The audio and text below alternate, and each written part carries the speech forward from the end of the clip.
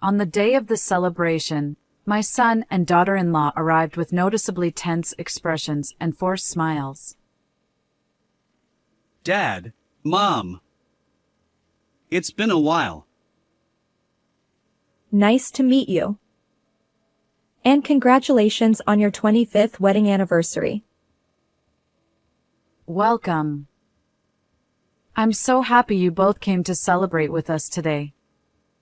I responded cheerfully, trying to help them relax.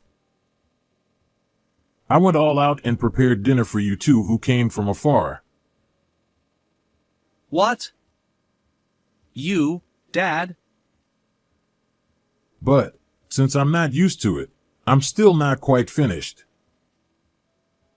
Despite his confusion, my son Justin took a seat, accepting my husband Andrew's kind gesture. Meanwhile, my son's wife Rachel headed to the kitchen where my husband was. If it's still in progress, I'd be honored to help.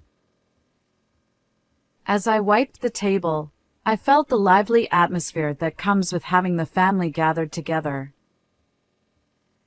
All right, the food is ready. Let's have a toast. With the biggest smile I've ever seen on him, Andrew handed me a glass and said, I'd like Mary, who has worked the hardest, to lead the toast. Touched by Andrew's kindness, I took the glass. With my heart pounding, I slowly raised the glass and took a deep breath. May this happiness last forever. In the middle of my words, Rachel suddenly grabbed my hand tightly and ran towards the entrance. Run away now. I was bewildered, but her grip was so strong and desperate that I had no choice but to follow. After running outside for a while, we entered a cafe that came into view. Desperately trying to keep up with Rachel, I finally felt relieved when we stopped and I caught my breath. I'm sorry for the suddenness, but I had no other choice. Rachel, trembling and pale, began to explain the situation. Andrew, thank you for your many years of dedicated service as a teacher. I, Mary Smith, expressed my gratitude to my husband Andrew, who is 5 years older than me. After more than 30 years as a high school teacher, Andrew retired this spring. Yeah. Andrew responded in his usual curt manner. Relieved that he had replied, I returned to my room. Suddenly, I noticed a dusty photo on my desk. It was a memorable shot of us taken at our wedding. Both of us were beaming, and I couldn't help but sigh. If only we could go back to those days. When we first got married, Andrew was kind. He would express his gratitude and appreciation to me every day, and he always enjoyed my home-cooked meals. He would accompany me on shopping trips, carry even the smallest bags, and always showed concern for my health. However, as our married life progressed, Andrew gradually started to interfere with my household chores. At first, it was small things like making sure the eggs were cooked over easy or vacuuming every day. These were things he never mentioned during our newlywed days, and I was puzzled. But I was happy, thinking that Andrew was finally being honest with me, so I complied. However, as time went on, Andrew's criticisms increased. By the time our son started elementary school, Andrew would harshly scold me for even the smallest things that displeased him. He treated our son Justin just as strictly. If you have time to play, you should study. You're a boy, so don't cry no matter what. He demanded high academic performance from Justin, who was still in elementary school, and would severely reprimand him if he wasn't at the top of his class. This invisible violence was slowly but surely tormenting us. Andrew continued his reprimands and remained largely indifferent to household matters. By the time Justin entered middle school, Andrew's violence was no longer just verbal. Why did you only get this score? Apparently, Justin had made just one mistake out of 5 subjects on a test. Andrew, unable to hide his anger, tore up the test on the desk in a fit of rage. Being the top of his class is an incredible achievement. It means nothing if it's not perfect. Why did you get this one question wrong? Despite my fear, I spoke up, hoping Andrew would acknowledge Justin's hard work. Everyone makes mistakes. It's your fault for spoiling him. Because of you, I'm humiliated. Andrew raised his voice and finally struck me. All I could do was endure until he was satisfied. I'm sorry. I'm sorry. I kept apologizing, telling myself that if Andrew was satisfied, he wouldn't turn his anger on Justin. To protect Justin, I gritted my teeth and endured. Even when Justin became a high school student, Andrew didn't change. What on earth are you doing?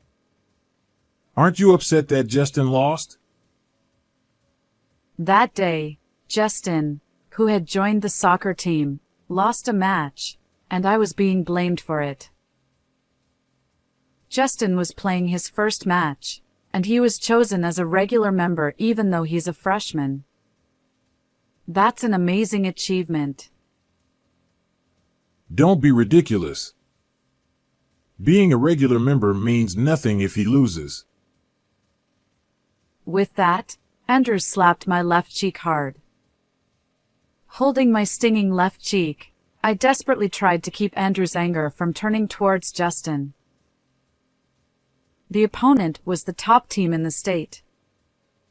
Justin even scored 2 goals against them. If he can score 2 goals, he can score 3. Then he slapped my right cheek hard. Tell him that if he produces such a disgraceful result again, I won't be lenient. Andrew seemed satisfied after hitting both my cheeks hard and left with a parting shot. I told myself that I would never let him lay a hand on Justin. As I iced my cheeks, I kept repeating this to myself. Andrew would become violent with me every time Justin's grades or test results came out. Mom, your face. With a tearful expression, Justin rushed over to me. This will heal soon, I said, trying to force a smile to reassure him, but my swollen cheeks wouldn't cooperate. It's my fault, isn't it? No, Justin, it's not your fault. But if I had gotten better grades. Please, Mom, stop protecting me. His plea pained my heart. It's a parent's job to protect their child. But I don't want to see you hurt because of me anymore.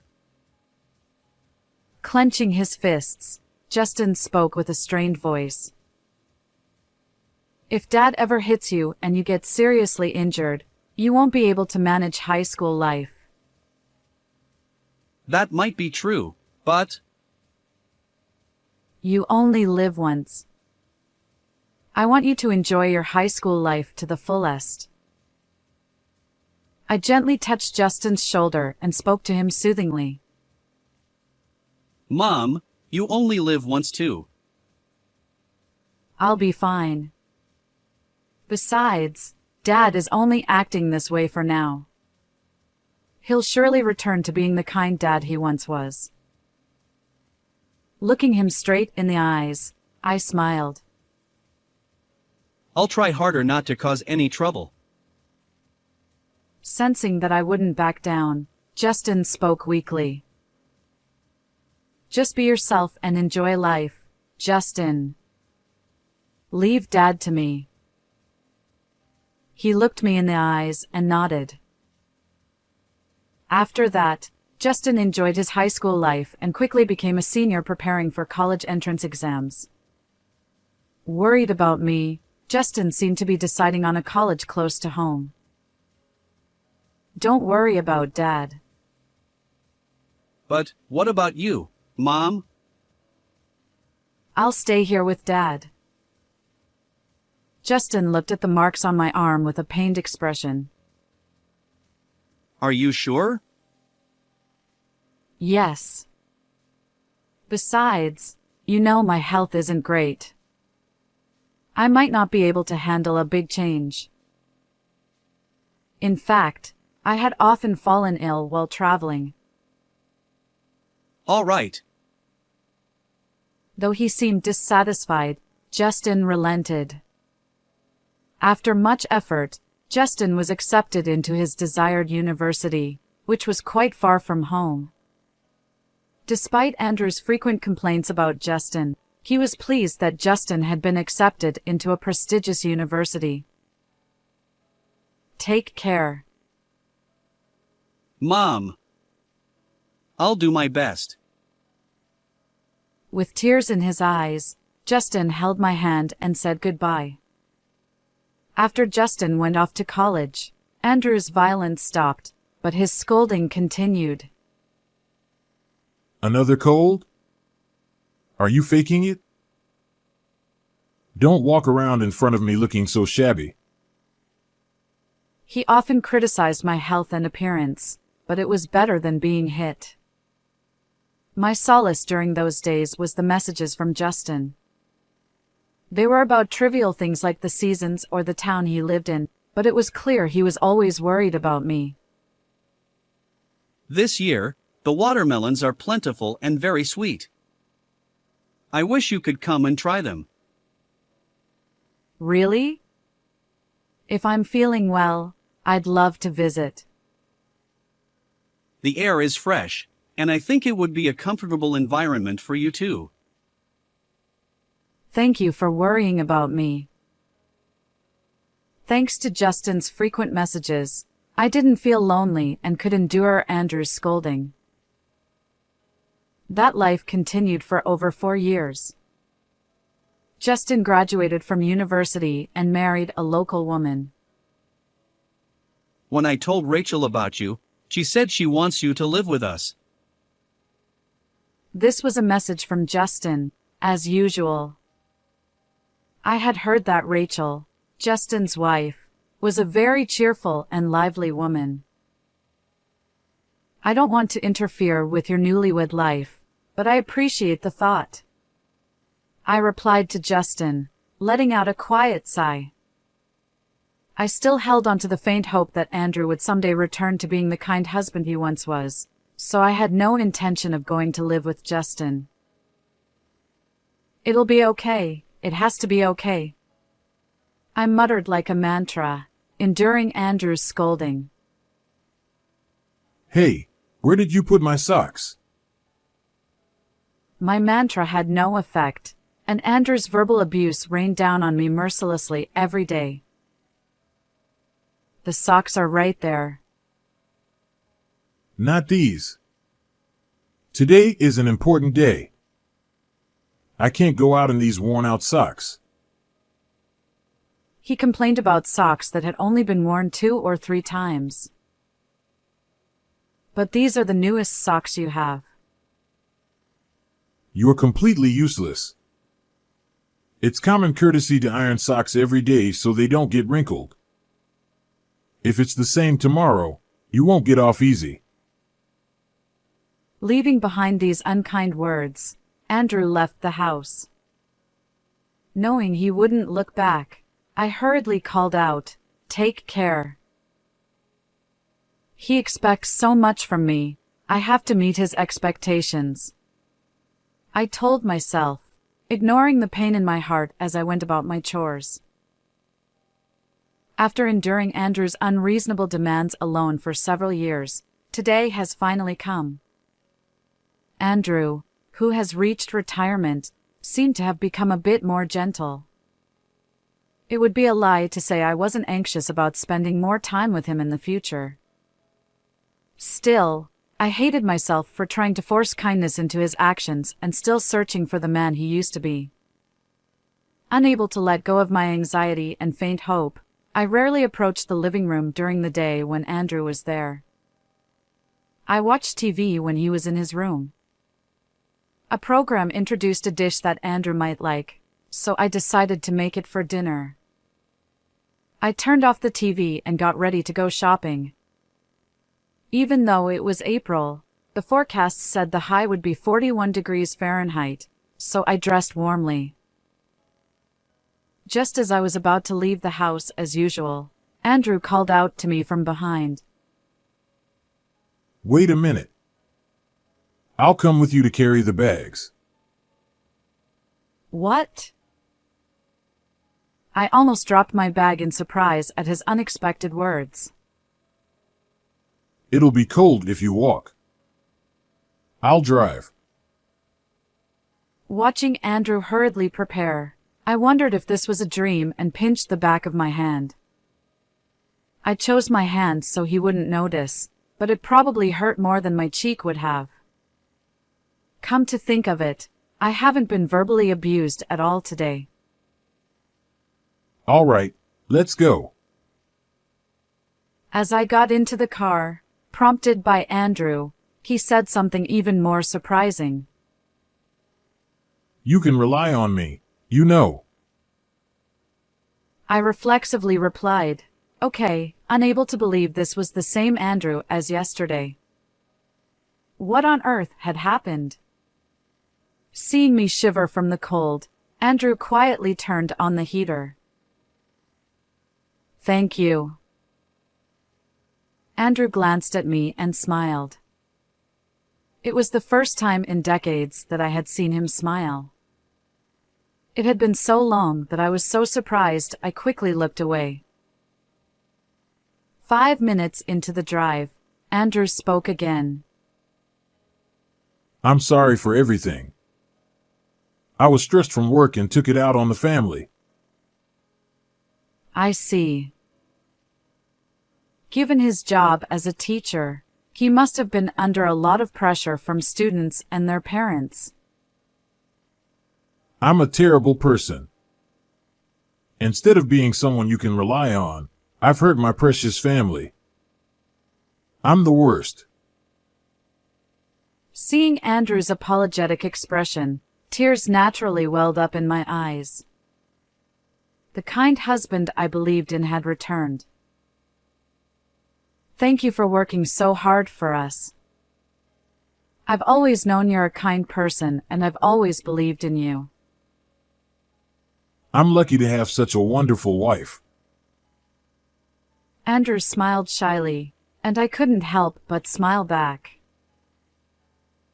Thank you.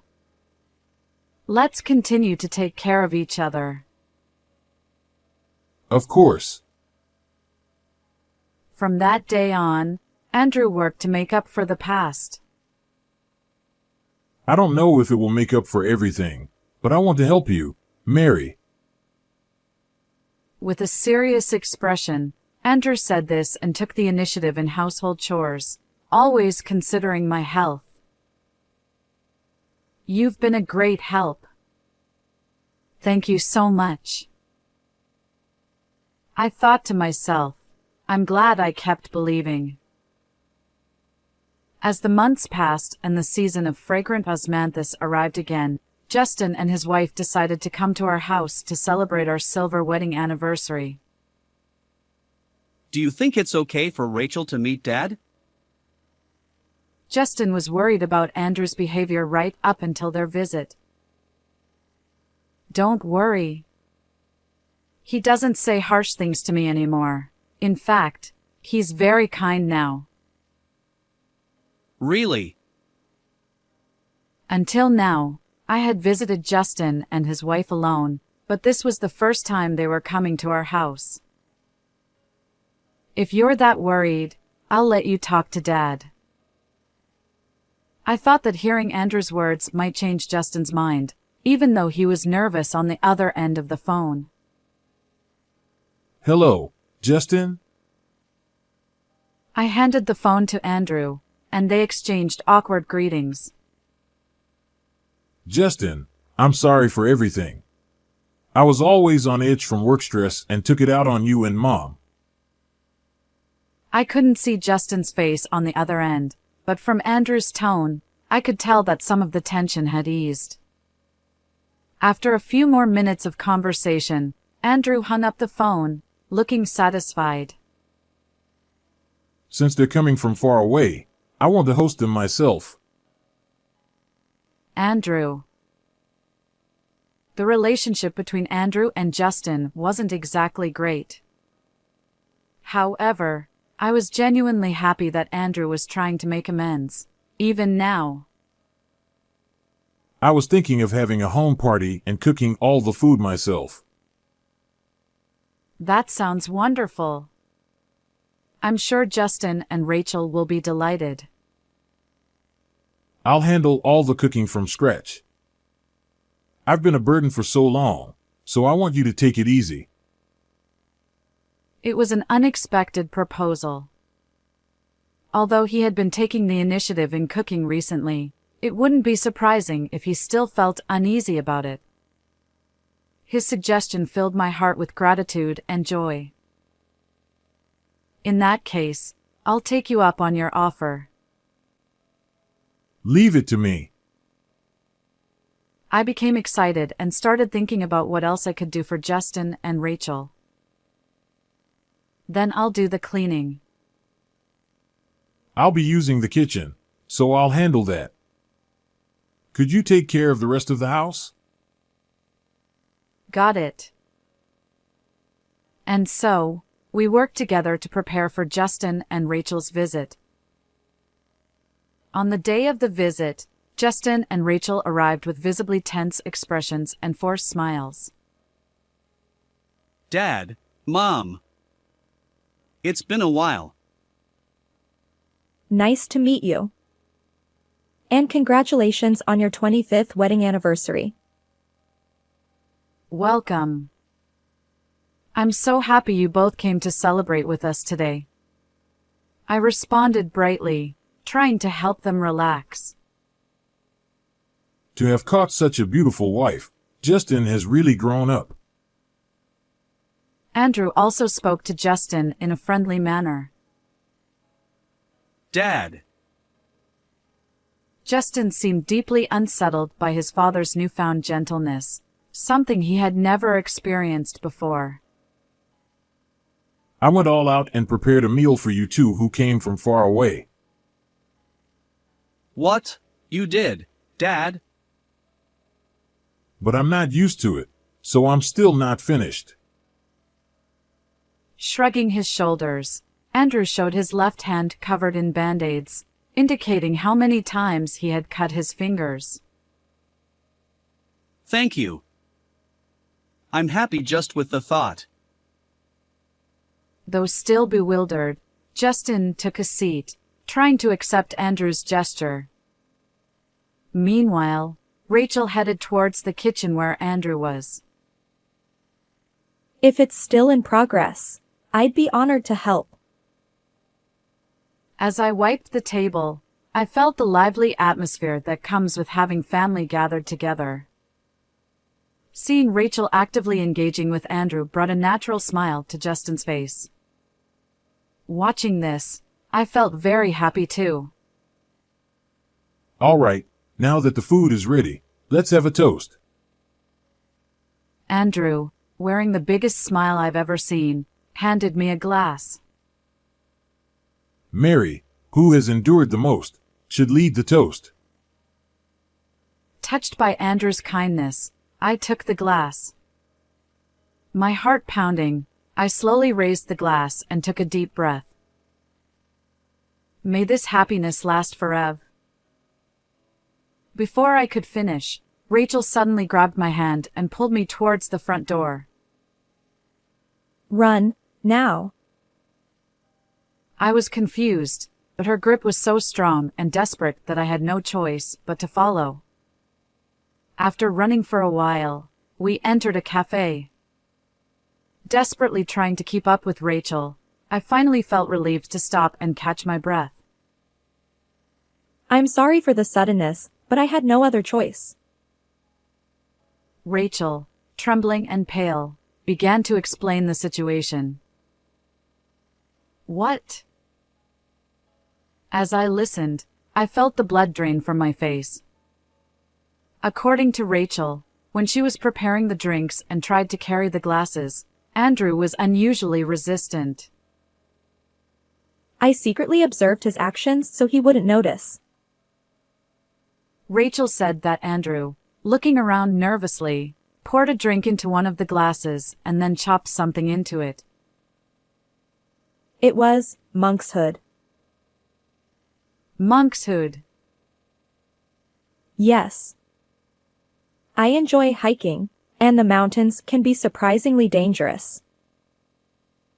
She explained, rubbing her arms with both hands. I study dangerous plants and things you shouldn't eat in the mountains, so I recognized it immediately. Even though I had never seen monkshood before, I knew it was poisonous. I had thought the pretty purple thing in the glass was just decorative, but it turned out to be poison. Shocked by this horrifying revelation, I was paralyzed with fear. My thoughts were interrupted by a call from Justin. Mom, are you okay? Yes, I'm fine. Are you safe, Justin? Somehow. I just got a message from Rachel explaining everything. I'm so glad you're safe, Mom. With a sigh, Justin told me what had happened at the house. Dad was in shock for a while, probably not expecting you to leave. He seemed to be stunned by my escape, not even noticing Justin nearby. Then he suddenly snapped out of it and rushed out of the house, so he might be looking for you. The cafe we're in is located in a maze of alleys, so it won't be easy for him to find us. Still, I couldn't shake off my anxiety. But don't worry. I installed a location tracking app on Dad's phone. When Justin left home, he had given us phones to stay in touch easily. I put it there just in case, but I never thought it would be useful in this way. Justin, with a bitter smile, seemed to be struggling to contain his anger at what his father had tried to do. So, I was able to get into Dad's room and check his computer. Rachel had asked Justin to search for any records of obtaining monkshood. Since I don't usually use the computer, Andrew must have let his guard down. When Justin opened the computer, it wasn't locked. On Andrew's computer, there were records of purchasing monkshood and messages from a woman who seemed to be his mistress, plotting to kill me for insurance money. Dad probably became nice all of a sudden to make you let your guard down. Justin's words seemed to dissolve into the air over the phone. After hearing everything, I felt as if I had been slapped awake. I couldn't believe that Andrew would do such a thing. I recalled his past behavior like a flashback. Indeed, the violence had stopped after Justin left home. At that time, I was so relieved that the violence had stopped that I couldn't think about anything else. He must have been involved with his mistress since then, and by the time he started being kind to me, he had already been planning this.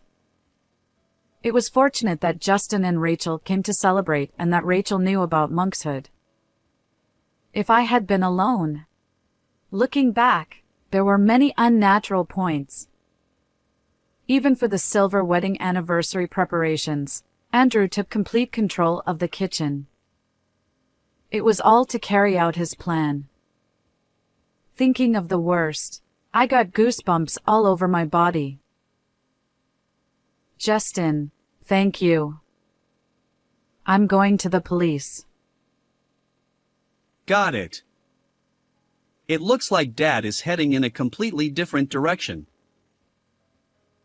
I see. Now's our chance. So, I decided to go to the police with Rachel. No matter what happens, I'll protect you, Mary. Rachel, you're so reliable. Encouraged by her, my heart strangely calmed down. Rachel's inherent brightness lightened the atmosphere. After that, my divorce from Andrew was finalized without any issues. The three of us returned home, tired from the ordeal but somehow looking relieved as we glanced at each other. I talked to the lawyer, and Dad will have to pay alimony. Thank you for everything. By now, I had no sympathy left for Andrew and felt a weight lifted off my shoulders. Additionally, due to the long-term emotional and physical abuse from Andrew, I had been regularly seeing a doctor, which led to Andrew being taken into police custody. Thanks to you, Justin, we quickly found Andrew's whereabouts, and the alimony was paid from his retirement money.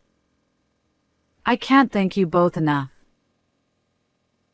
It seems his mistress also faced consequences. The woman who had apparently been plotting with Andrew was identified through his computer and was promptly arrested. Now I can live without fear. My heart was shattered by Andrew's betrayal after supporting him for so many years. However, I forced a smile, not wanting to worry Justin and Rachel. Mary, would you consider living with us? I appreciate the offer, but I'm fine on my own. I didn't want to be a burden to Rachel, given my weak health. The last thing I wanted was to trouble my son and my daughter-in-law. You protected Justin with your own body, and now we want to protect you. As she said this, Rachel hugged me tightly. Rachel. In my line of sight, Justin nodded with a gentle expression. Thank you. It would be reassuring to have you both by my side. So, I moved into Justin and Rachel's house and started a new life. The one concern I had about my health turned out to be unfounded, as I felt miraculously better after the move. Because of this, I was able to do things I had previously held back from and visit places I couldn't before, making every day feel fresh and new. Today, I woke up with the sunrise, opened the window, and breathed in the outside air, enveloped by the characteristic warmth of summer.